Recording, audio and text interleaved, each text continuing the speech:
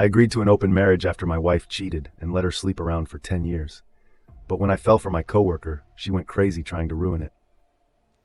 I'm 47, married to Lisa, who is 42, for 17 years, though we lived as a couple for only about 7 years. A decade back, I caught Lisa cheating on me, and she confessed that she had fallen out of love and wanted an open marriage. We have 2 kids. The elder was a toddler and the younger was still an infant when this happened. It was devastating for me. She said back-to-back pregnancies took a toll on her physical and mental well-being, so she wanted to freshen up. Unfortunately, her way of relaxing was to bring different men to bed.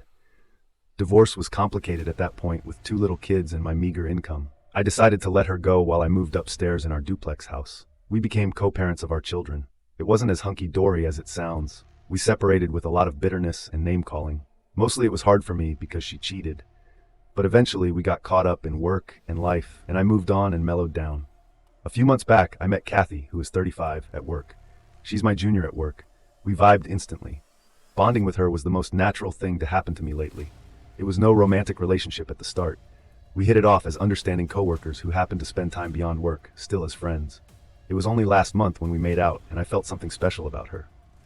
Since then, she has been crashing at my place quite often, which is concerning my wife. Technically, Lisa is still my wife, as we're still married. Lisa has gotten weird these days, as in she is hanging around near me. Whenever Kathy and I are together, she commands authority like a wife. I had to remind her that we are separated, and I get to do anything just the way she has been doing it for years. It's hard to describe what she has been doing, but let me try. One day, Kathy and I were having dinner in my kitchen space. Lisa showed up and asked, "Can I join you guys?" It became a super awkward moment for both of us. Kathy and I looked at each other with astonished faces. Lisa sat down with her plate without even waiting for an answer. We had dinner sitting like strangers, smiling uninterestedly at Lisa, which was a stupid and forced situation. Our dinner was ruined, but I gave Lisa the benefit of the doubt that she was just trying to fit in. Then, there was another instance where she acted bossy, trying to impose her rights as a wife. Kathy and I were upstairs watching a movie when Lisa barged in and asked me to come with her. I asked, "What's the matter?" And she was like, "Your kids need you. The younger one has a science project to complete, and you need to help him." I was astonished because we had split the schoolwork for our kids. I was supposed to assist the elder kid, and she would do it for the younger one. I said I had already done my part for our elder son, and this was on her. She got furious and yelled, "Is this kid not yours? Instead of helping him out, you are here lurking around like such a dud." It led to a full-blown argument between Lisa and me. Kathy got awkward, excused herself, and left. After that incident, Kathy told me she wouldn't be hanging out at my place anymore. We are meeting at hers. But the thing is, why would I compromise on my life when I have never raised a finger against hers? She has been leading her life the way she wanted, bringing any Tom, Dick, and Harry into the house, but I chose to look the other way. But when I found someone to bond with, Lisa is acting out and deliberately trying to break it. I confronted her the other day, and she said she wasn't bothered about my closeness with Kathy. She refused to acknowledge that she had been acting out. She says I was overthinking.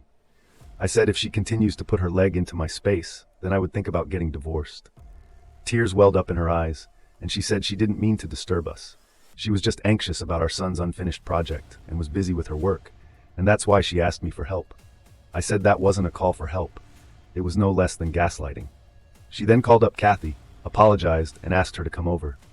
Kathy accepted the apology, but she drew her boundaries and said she prefers meeting me at her place. I'm in a fix now. I want to get rid of Lisa. I'm afraid that she would ruin my budding relationship with Kathy. I'm thinking of getting race war. If you aren't interested in knowing the history, this was like 10 years ago, so I might miss some details here and there. 4 months after the birth of our younger son, Lisa started acting up. She didn't let me come close. She said she didn't feel ready for sex. Pregnancy and breastfeeding had made her averse to intimacy. I respected her decision, but she was also drifting apart emotionally. I suggested we seek couples therapy, but she shrugged it off, saying it was just her postpartum thing and she would recover eventually. It was almost a year when I lost patience and confronted her, saying we needed to address the elephant in the room. She either goes to therapy with me or tells me the truth about what's wrong. She gaslighted the situation, claiming that I was being insensitive and all that crap. But I didn't let it slide this time and dug out the truth. I snooped on her phone but didn't find anything concrete. She had deleted most of the chats and emails. I don't remember exactly how I got the cue, but one day she said she was going out shopping with her friends. I followed her car and found her cheating. She was sleeping with a young college guy. Then I knocked on his door. A shirtless guy answered, while Lisa was on the couch in her lingerie trying to cover herself. I held that guy by his neck and was almost about to punch him when Lisa intervened and pleaded for me to leave him. She cried that it was not his fault. He was just one of the guys she's hooking up with. It blew my mind. What the hell? One of the guys, she confessed? Hooking up with a couple of guys. The guy standing in front of me had no idea what was happening or if she was married with kids. We came back home, and I did all sorts of things that any man in my situation would do. No, not hitting. I'm a man of no violence. I called up her parents and revealed her truth in front of everyone. I insisted on a divorce. I even hired a lawyer and discussed the case. But as the situation progressed and the lawyer explained the reality, it shook me. There was no real gain for me except loss. As the children were tiny, they would need their mother. At most, I could get joint custody, which would again be at Lisa's mercy to let me meet them and dictate the terms. Yeah, of course I could knock on the courtroom door if she doesn't comply with the court order, but how many times would a normal man want to get into this law and order thing? We live in a no-fault state, so there's no moral policing for her. I still have to pay alimony. Child support is anyway unavoidable. So basically I take care of all the responsibilities as a dad, but I'm left at Lisa's mercy to spend time with my children. Lisa, on the other hand, was also against divorce. She suggested that instead of a divorce, let's open our marriage and we can come back to each other whenever we want. I knew I never wanted her back, but divorce was unaffordable. At that time, the only viable option was to separate and live as housemates and co-parent our children. So we did that, though she chooses to call it an open marriage or whatever she wants. I consider this to be a dead plan, and we have been separated for the last 10 years. Lisa has had many partners, though she claims nothing serious with any of them. I believe she had at least 3 partners who were more than just physical. They came home, she went hiking and on vacations with them. It was not easy for me to see her getting knocked up first, her cheating, and then her multiple partners banging her in our bedroom. We have a duplex house. I took the guest bedroom upstairs. The stairs leading to it have a passage through the back door. We had bought the house from an Asian couple who constructed it to have their grown-up son living with them upstairs with privacy. But sadly, the son moved out, and the couple sold it to us as it was too big for them. The main entrance of the house opens into a living room with a huge closed kitchen with dining space, a master bedroom, and a storeroom, which we made into our children's room. Upstairs, there was a guest room the same size as the master bedroom, and the remaining space had a huge library-like structure for reading and hosting parties. That space leads to the top of the house, where there is a small terrace. Since I was put upstairs, I was able to see most of the things happening down. Sometimes I wished I could shut my eyes, but for my children's sake, I remained vigilant. At the start, I also jumped into dating spree, but after a couple of months, I felt hollow and meaningless. I stopped it. Instead, I focused on more meaningful stuff. I joined a badminton club and worked on my athletic body. I have had hookups here, and in these last 10 years, no emotional affair and no long-term partner. I didn't feel that connection with anyone else. With Kathy, things are different. I feel happy around her. She's the woman I feel I can give love another chance to. But the devil of my life has come hunting me down there as well. The current situation remains the same. Kathy refuses to come to my place. I'm worried that she would distance herself from me, and I don't want to lose her. The situation is practically choosing between Kathy and my children, and I'm struggling to make a choice. Update 1. Hello all. Thanks for all the suggestions and comments. I appreciate all of it, good and bad. I sought therapy, which helped a lot in understanding my focal point and what I wanted at this point in life. As you guys said, the children are entering their teens, so it's just a matter of a few years before they walk out to lead their individual lives. It doesn't make sense to miss my chance of being happy with Kathy. I had a transparent discussion with Kathy. I told her about my feelings. I told her I want to be with her, and if she feels likewise, I can work this out. She said she feels likewise but is reluctant because of my family dynamics. She just doesn't feel comfortable being around my legal wife. She's fine with the children being around me. I said I can work this out. I'm going to move out. The children can decide where they want to stay. They are mature enough to make this decision. They can also choose to shuffle between moms and dads. Kathy voted for it. My therapist suggested children's counseling, where they could be made aware of our marital status in an age-appropriate manner. I told Lisa about the counseling, and she flipped out. She said I was being selfish and nuts for dragging my children into this mess, and that I'm messing up their lives by getting serious with Kathy. I should prioritize my family over my own selfish desires. I lost my temper at this. Really, Lisa, are you the one giving these preachings of family and morals? What happened to your ethics when you were getting knocked up by different guys while your children were still breastfeeding and rolling in their cribs? I asked her to back off and took the kids to the counselor. It was helpful. The children received it well. They kind of appreciated that we were sticking it out for so long for their sake. They also agreed that I have the right to be happy for the rest of my life. I told Lisa I would be filing for divorce. She acted shocked and started sobbing. She said, "I thought we decided never to get divorced and be with each other throughout. Now, when you found this woman, you are leaving your family to be with her. I have also met so many men who wanted to marry me, but I never traded off my married life for them. I said, stop trying to guilt trip me. This isn't helping. Cut the crap and sign the papers. I'll be paying for the children's education until college. You can keep the house and the car. That would be your alimony. I'll be moving out. I'm choosing my happiness over money because now I can afford it. Back then, I couldn't." She cried and tried all means to talk me out of the divorce. She said I could move out and live with Kathy and remain married. I said I love Kathy and don't want her to be called my mistress. I know no one would name call her that way, but Lisa would. She can go to any length to humiliate others. The papers should be in any day. I'm moving in with Kathy next month. I'm waiting for my children's annual exams to be over. I would be taking them for a trip, and then I would move out. I would be relieved when all this gets settled for all.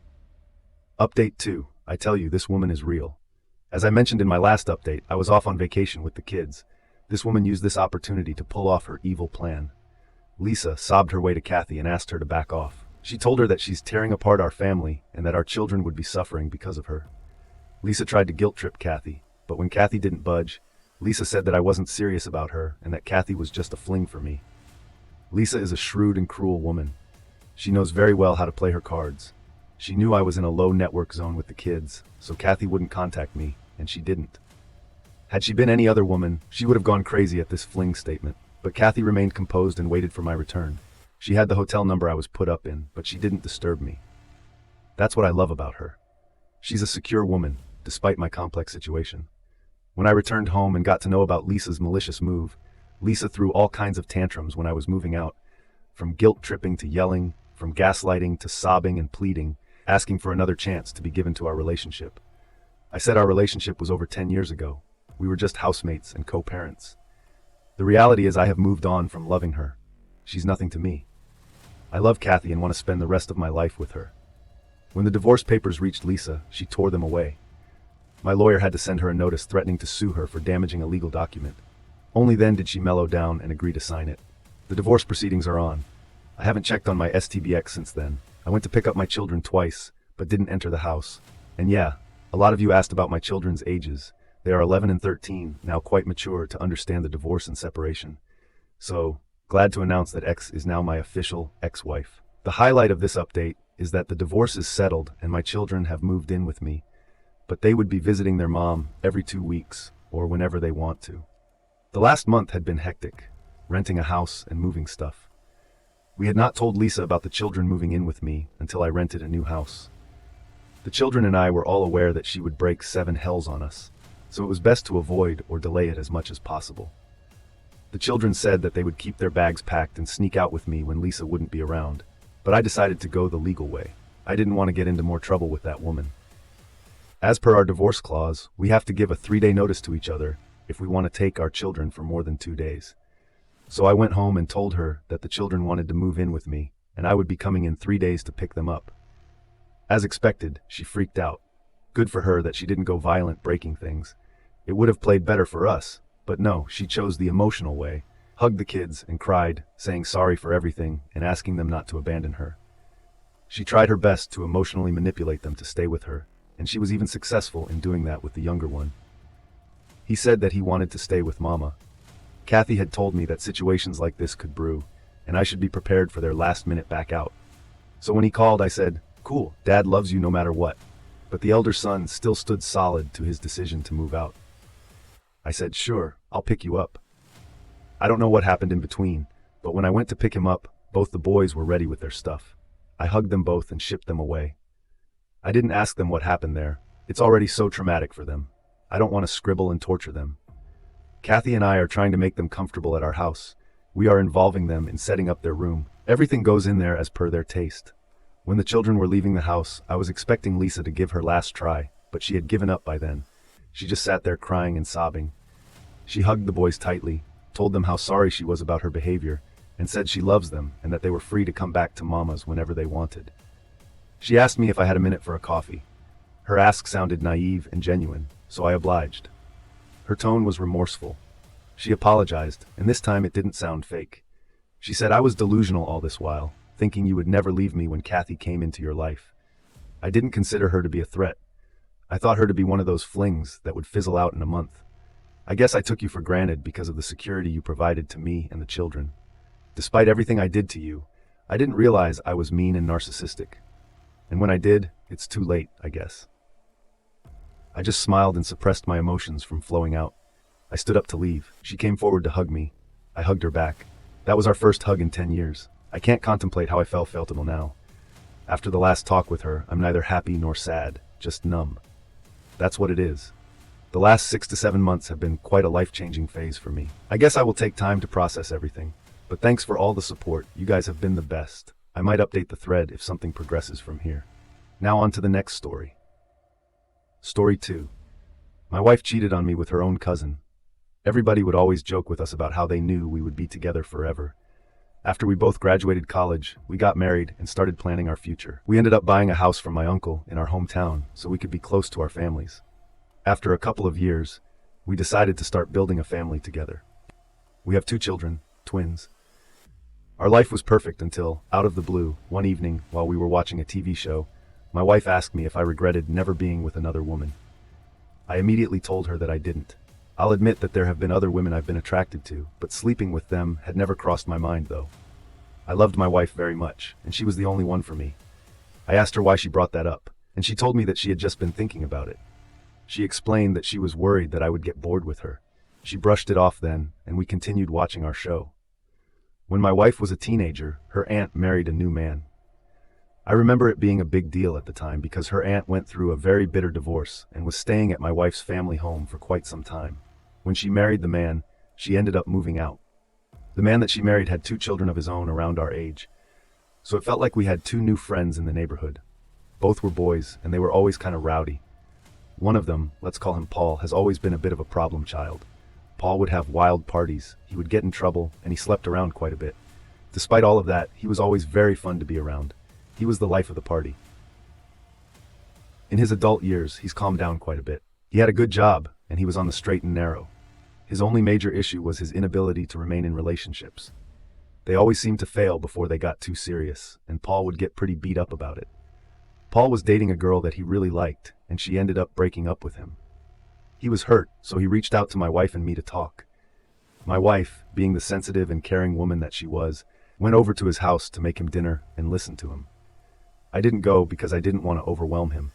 I never expected that anything would happen between them. She came home later that night, and when I asked her about what happened, she was very evasive with her answers. She didn't seem to want to tell me about what Paul said to her. I thought it was fishy at the time, but again, I never thought she was doing anything inappropriate with him. Looking back, a lot of how she was acting after that night seemed like she felt guilty. She was being very generous to me with a lot of things. She kept cooking my favorite meals. She surprised me with small gifts, and she complimented me all the time. She was normally nice, but it was a little over the top. It felt almost like a child who broke something they shouldn't have been playing with, trying to make up for it. About a week after the night she visited Paul, she went back. She told me she was going to bring some food, just to make sure he was getting something healthy to eat. I offered to come along so I could check in on him, but my wife told me that it would be better if it was just her. I just assumed that it had something to do with him being in an emotional state. I stayed back and put the kids to bed while she went to visit Paul. She came back a few hours later and told me that they had a long talk about everything. She didn't give me any details about what he said. She started to visit Paul by herself a lot more frequently over the next few weeks. As I said before, Paul dated a lot of women and broke up with a lot of women. I had never seen him so distressed over a breakup before. The more time my wife was spending with him, the less it was making sense. She came home one night, and I asked her about what was really going on with Paul. I didn't think that she was sleeping with him, but I thought something else was happening. It was just also out of the ordinary. She stuck to her story about Paul being very emotional after the breakup. I offered to maybe go talk to him and give him some advice, but she told me that it probably wouldn't be much help.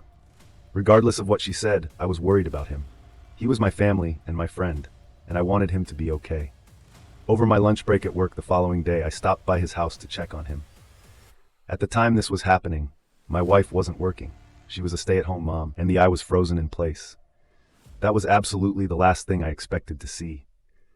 I couldn't even believe it. I don't know why I did it, but I ended up calling my wife on the other side of the door. I heard her phone go off, and I heard them both freeze for a moment while she looked at it and rejected the call. I heard some muffled conversation as Paul asked her if she was okay. My wife told him that it was just a little weird that I was calling in the middle of the day, and that worried her. Paul made a joke about having something that could make her forget all about that. They started kissing again, and they walked off somewhere else in the house. I stood outside for a few minutes, contemplating what I wanted to do. I just caught my wife having sex with Paul. Paul was her cousin, not related by blood, but he was still very much a part of the family. It took me a few minutes before I put everything together. I knew right away that it was over between her and me. Our entire relationship, all of the years we knew each other, was going to be flushed down the toilet. I was going to divorce her, and I was going to get proof of what happened before doing so. I knew Paul had a spare key hidden under a rock by his house, so I grabbed it and let myself in. I could hear the noises coming from the bedroom, and I made my way there.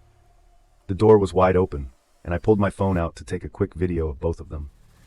After about 30 seconds passed, I knocked on the door, and both of them turned around to look at me. They tried to cover themselves up and explain what was happening. The absolute funniest part of this was my wife chasing me out of the house, telling me she was only sleeping with him to help get his mind off the other woman, as if that made it okay. I was flabbergasted. I called off work for the rest of the day and sat in my car while I looked for a good divorce attorney online. I reached out to one and set up a meeting. While I waited for that, I went home and packed a bag to go stay at my parents' house while everything was figured out. I grabbed the kids from school and brought them along with me. My wife was blowing up my phone, but all I did was text her and let her know that I had the kids and they were safe, but I needed time away from her. The next time I saw her, I was serving her with papers. That just wasn't enough for me, though. She cheated on me with her own cousin, destroying our family. I wanted to get back at her for what she did. I thought about it quite a bit, and I realized that not many people would be understanding of their relationship. Again, he wasn't a blood relative, but he was still family. I created a heartfelt Facebook post explaining to everybody that after years of being together, my wife and I were divorcing. I explained what happened, sparing very little detail. I might add a ton of family members commented, saying that what she did was wrong, and they were telling me how sorry they were for what I went through. Later that same day, my wife and Paul both reached out to me and asked me to take the post down because they were getting very hateful messages from family and friends alike. I told them that I didn't have to take it down, and I didn't plan on it. Both my wife and her cousin were pretty much barred from every family function that we had. They lost a ton of friends, and pretty much everybody in our family shamed them for what they did. We lived in a small community, and word travels fast. So when pretty much everybody in town heard that Paul slept with his cousin, it was a little more difficult for him to find new girlfriends. Both of them were humiliated by the post. My wife and I are divorced now, and I was awarded the house and all of our assets because I purchased them all. She has received no spousal support from me, and until she gets a job, I have primary custody of the kids. Thank you for watching. Subscribe for more.